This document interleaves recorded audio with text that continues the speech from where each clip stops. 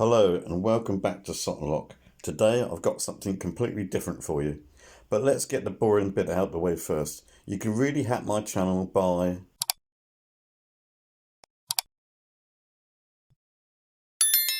So what I've got for you today are a set of handcuffs.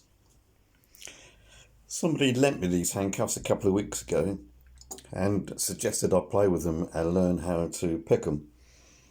And I thought before I learn how to pick them, as a beginner to handcuffs, I like to find out what each piece is called. So I trawled the internet, having a look, and I've come up with some names. So this part here is called the single strand. So it's called a single strand because it consists of one piece of flat metal, although along one edge of that flat piece of metal is some teeth cut into it. So this bit here is called the double strand because it consists of two pieces of flat metal. The point at which the single strand and the double strand join is called the single strand rivet, although I have seen it called the ratchet rivet. The other rivets on this body are called the cheek rivets. We have a keyway here for a key. So you'll notice that it's an extra bit on the end, which I'll come to in a minute. Inside this housing is something called the Pawl. That's Pawl, which I shall explain in a minute. And also in here is the double lock. We've got this whole thing is sometimes called cheek plates, and this particular type of handcuff is called the hinged handcuff, as opposed to two handcuffs separated by a chain. So how do these work? Well, inside this housing is a ratchet, and this ratchet engages on these teeth, and we close the handcuff around a person's wrist. Now, there's one problem with this, is that this will continue to get smaller and smaller, possibly hurting the person who is enclosed in these handcuffs, maybe stopping the blood supply. And I do believe there are cases where the person who handcuffed somebody was taken to court because they stopped the blood flow to the wrist, or they caused some other kind of injury. So how do we prevent that? As you can see, it gets smaller and smaller and smaller. So we've got something here called the double lock, and you can see the double lock here. So in here is a small pin. The pin goes that way, travels down that way when it's pushed in. So let's just push that in. So take the tip of the key,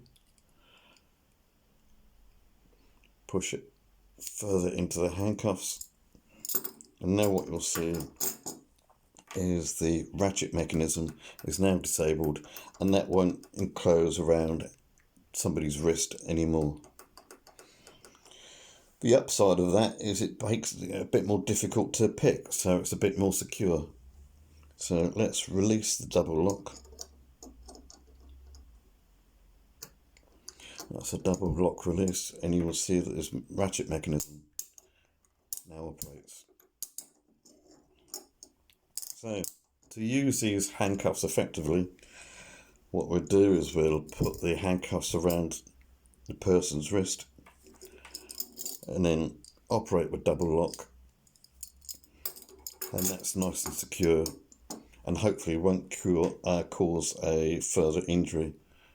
So to unlock the handcuffs, we first of all have to disable the double lock by turning the key one way, and then open up the ratchet by turning the key another way, which, let's see if I can do that again. So we turn it one way to open up a double lock, and we turn it this way to disengage the ratchet.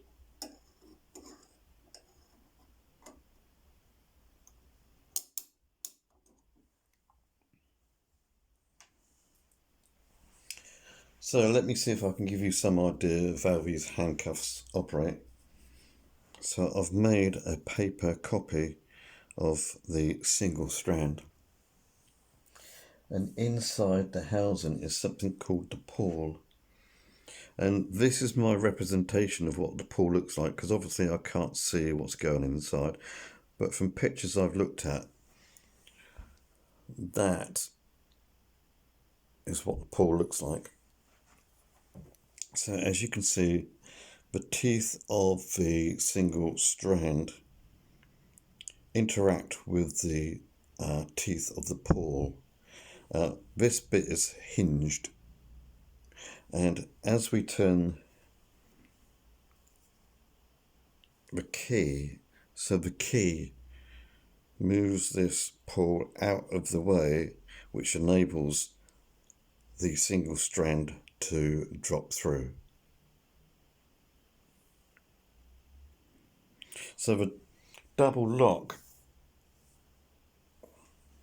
how does the double lock work? So the double lock looks something like this.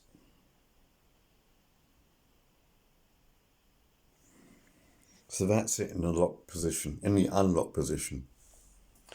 And as you push the key into the hole, so it moves this double lock upwards. And what it does is it prevents the pawl from moving that way and releasing the teeth in the ratchet system. So to unlock this, what we would do is we would insert the key, we would turn it that way, the key would push down the double lock, then we turn the key the other way, which would enable the pawl to move out of the way of the ratchet, thus releasing the single strand.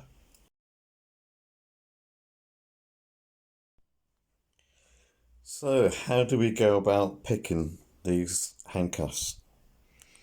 So the first thing that we have to do is we have to insert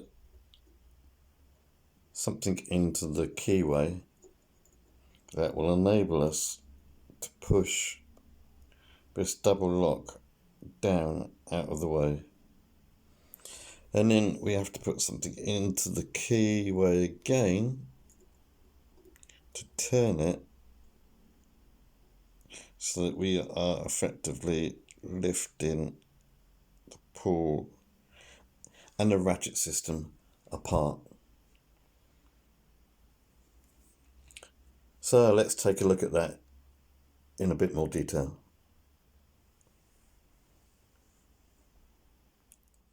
So what I'm going to do here is I'm going to set the double lock. So push that pin down.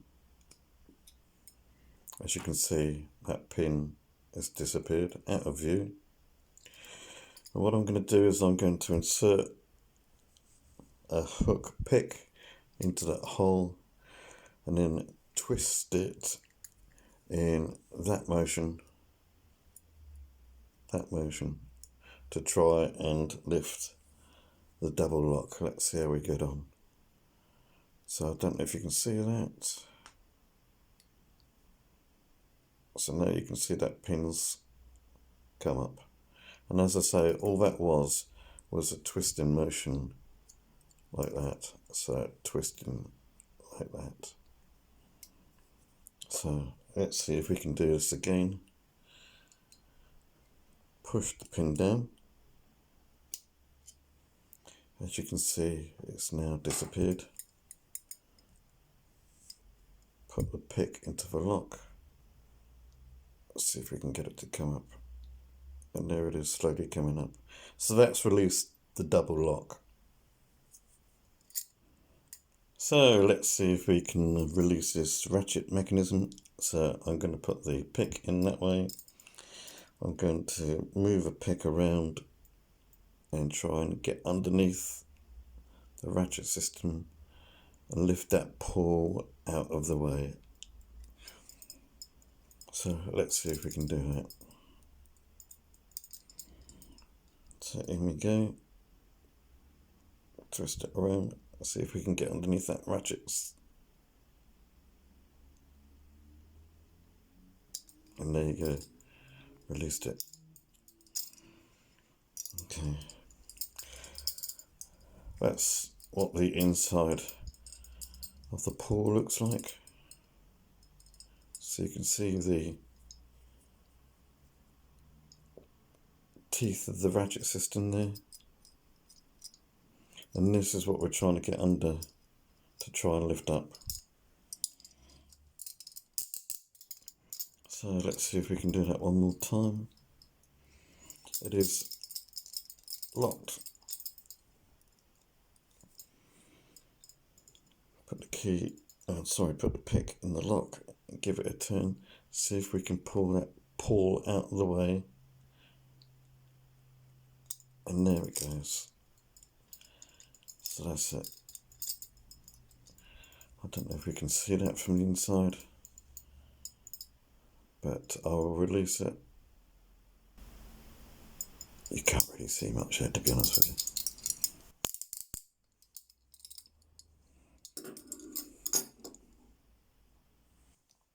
Now, due to the workmanship of this reset of handcuffs, there is one more vulnerability that will enable us to pick this and get this open. But that's only when the double lock is off. So, I don't know if you can see, but between the single strand and the double strand, there is a gap. And we can use that gap to push a piece of metal in on the pawl and move the pawl away from the teeth on the strand and release that ratchet mechanism. So let's see if we can give that a go. So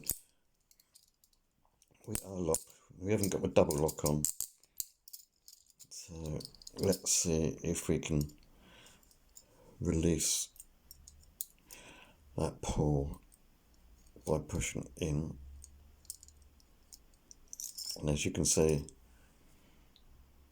the strand swings straight on through. So do that again. It's locked. It's not double locked.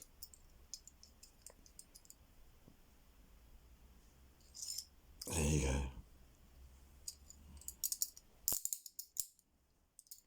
So there is another method of being able to get these handcuffs unlocked. Again, it requires the double lock to be off or picked. And what it requires is, let's just zoom in a bit more. What it requires is a thin piece of material to be placed between the teeth of the single strand and the teeth of the pawl, effectively pushing the pawl out of the way. Right, let's have a look at that.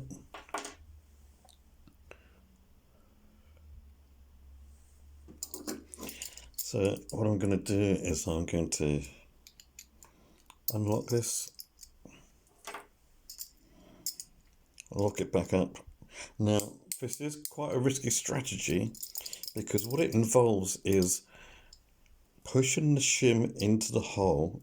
What I've got here is a piece of credit card, pushing the shim into the hole and pushing the ratchet down and closing the ratchet down even further, thus dragging the shim to the pawl. So let's just see if we can do that. So that's all the way in. Now the ratchet is disengaged and I can pull that back out. Notice that all the examples I've given you, I haven't done them on the wrist, and I'm full of admiration of people who can actually do this whilst they've both got both hands cuffed up. So let's do that again. As I say, it's a risky strategy because you're closing that gap there. So I've now got that piece of credit card between the teeth of the single strand and the teeth of the pawl, and I can pull that out. So there's my basic guide to handcuffs. It just remains for me to say, if you've got any questions, please pop them down in the comment section.